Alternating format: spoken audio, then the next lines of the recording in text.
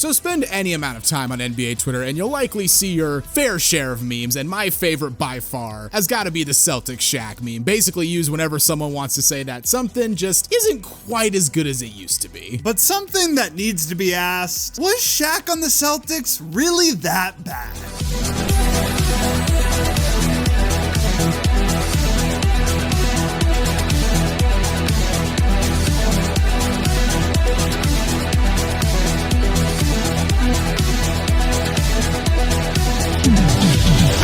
Before we start talking about Celtic Shaq, if you haven't already, make sure to leave this video a like, give us a subscribe, and hit that notification bell so you never miss out on one of our videos.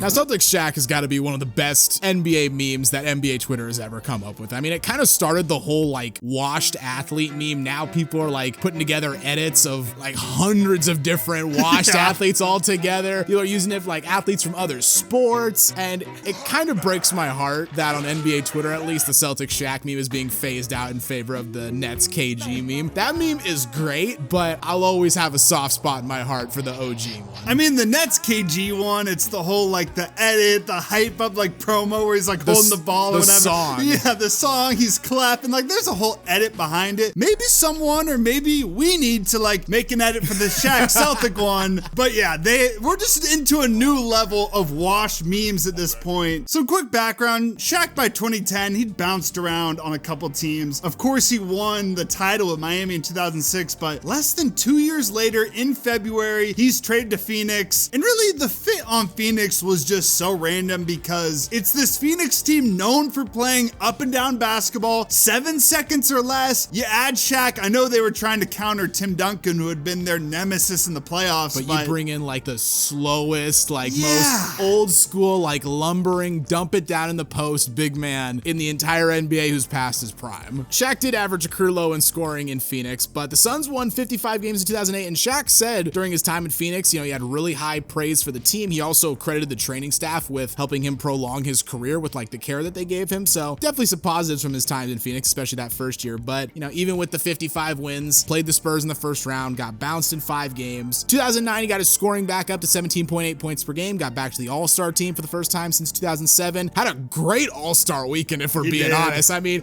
coming out with the Jabberwockies, I remember seeing that as a kid and being like, this is the coolest thing ever. Well, somehow it was so smooth. Like, credit to Shaq, like, dude killed that Oh, shit. he 100%. He can dance real well. Also had that moment where he nutmegged Dwight, caught the alley-oop on the backboard dunk, won co-MVP with Kobe. Just an amazing weekend, like we said, but the Suns regressed. They only won 46 games and missed the playoffs entirely in the Western Conference. So then Shaq goes to Cleveland the 2009 offseason. Just a desperate move by the Cavs, trying to do whatever they could to help out LeBron at the end of his first tenure. You want to talk about a Hail Mary?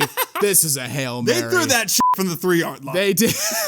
Shaq did come to Cleveland saying, my motto is simply win a ring for the king. And well, Shaq had already shown that in Phoenix he was starting to slow down, but in Cleveland it was blatantly obvious he was pretty washed. I mean, he could still turn in like the occasional good performance, but he only played 53 games. Definitely wasn't the difference maker that the Cavs thought he would be, and they were bounced in the second round by the Celtics. Although Shaq does claim, listen to this, that if he hadn't broken his hand in March and missed like the last 2 months the regular season, they would have won the title. No, that wasn't Yeah, happening. I don't buy this one. Let's be real. So that brings us to the 2010 offseason when Shaq signed with the Celtics. Apparently, Celtics owner Wick Grusbeck said he got the idea to pursue Shaq after hearing Kobe say that he had one more ring than Shaq, so played to the man's ego a little bit there, right? Okay. Shaq also apparently wanted the mid-level exception, but the Celtics gave it to fellow O'Neal, although not related, Jermaine O'Neal. And the Celtics had just lost in the NBA Finals the prior season and were probably going to be without their starting center Kendrick Perkins for most of the season as he tore his MCL and PCL in Game 6 of the Finals. So definitely made some sense to bring in some center help. What felt weird and didn't really make a lot of sense, Shaq chose to wear number 36. And the reason is, it's the Celtics. They have the history. Damn near every number in the 30s is retired. I mean, we joke all the time about how the Blazers have too many retired numbers. Yeah, but at least for them, they got guys like Bird, Kevin McHale to actually take up the retired numbers. Yeah. And then on top of that, the dude needed a nickname. It's Shaq. Of course he needed one. And he said his Everybody's favorite that was pitched was the Big Shamrock. I'm not super sure about that one. I'm not loving that, but it's no Superman or the Diesel. Yeah, the other ones were the Big Green Mile. That ain't it. The Big Leprechaun. Ugh. Hell no. The Green Monster kind of goes hard, The Green Monster's not bad because it's got the baseball connection with the Red Sox. I could dig the Big Shamrock, though. Okay, it's not bad. It's not bad. Shaq also started off the season by saying, and this is a quote from him, that he did not want to compete with little guys who run around dominating the ball, throwing up 30 shots a night like D. Wade and Kobe. He would go on to claim that he was more so competing with, like, you know, Tim Duncan and his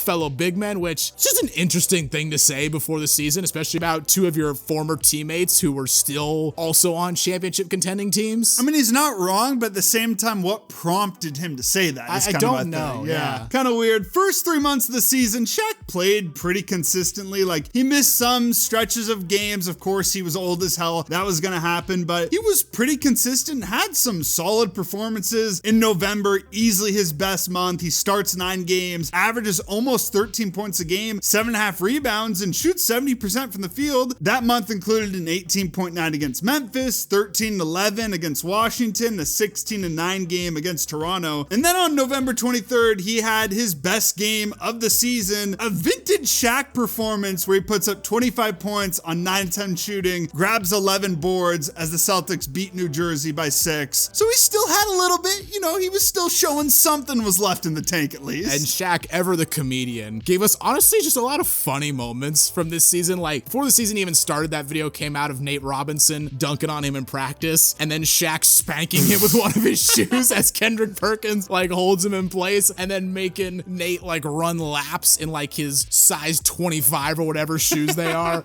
Also, there was the time he finished an alley-oop against the Pacers and did this like weird ass like walk dance thing afterwards, or when he cuddled up to Kwame Brown after falling on him after an alley-oop attempt. Like, a lot of great moments from Shaq. There were a couple at his expense though, namely when the Celtics went to LA, Kobe drives to his left, gets Shaq in the air, gets an and one, and then just stares daggers into him. And I love that immediately when Shaq realizes what Kobe's doing, he looks straight away from him. He's like, I can't look at him. Nope.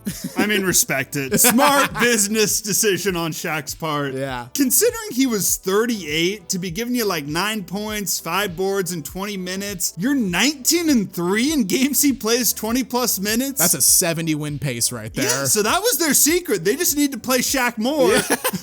I mean, they even traded Kendrick Perkins after Shaq had suffered an Achilles injury because they had so much faith in the big man, I guess. But unfortunately, that Achilles injury, it kind of ruined his career. It basically put the nail in the coffin. I mean, he came back for one game against Detroit in April and then immediately strained his right calf, which that injury then kept him out for the rest of the regular season, the entire first round of the playoffs. He made it back for 2 games against the Heat in the second round, but played a grand total of 12 minutes, scored 2 total points across both those games.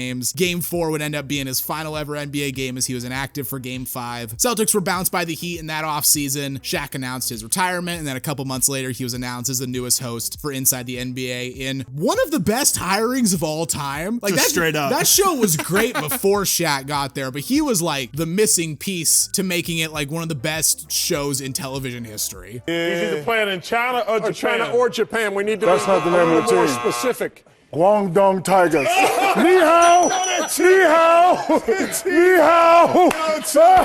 Victory lap! I mean, if there's one thing that you could say that was like the big negative from this time period, it was really the fact that the Celtics decided to trade away Kendrick Perkins. Right. Like, the Celtics bet on a 38-year-old instead of their starting center from their past 2 finals teams that was gonna recover from injury. So I tend to think that Shaq, considering his age and all the injuries he was going through, wasn't even really that bad. With everything considered, like, honestly, given the memes and like how prevalent the Celtic Shaq is, like, anytime you want to say you're washed, you just throw that in the group chat or like, it's all reliable. Yeah, it's all reliable. The dude honestly wasn't that bad, but the meme's gonna live on forever. Yeah. Like, even though it's kind of slowing down its pace, we got the KG one and everything. Till the end of time, you can throw that picture, Shaq on the Celtics. People are gonna know what's up.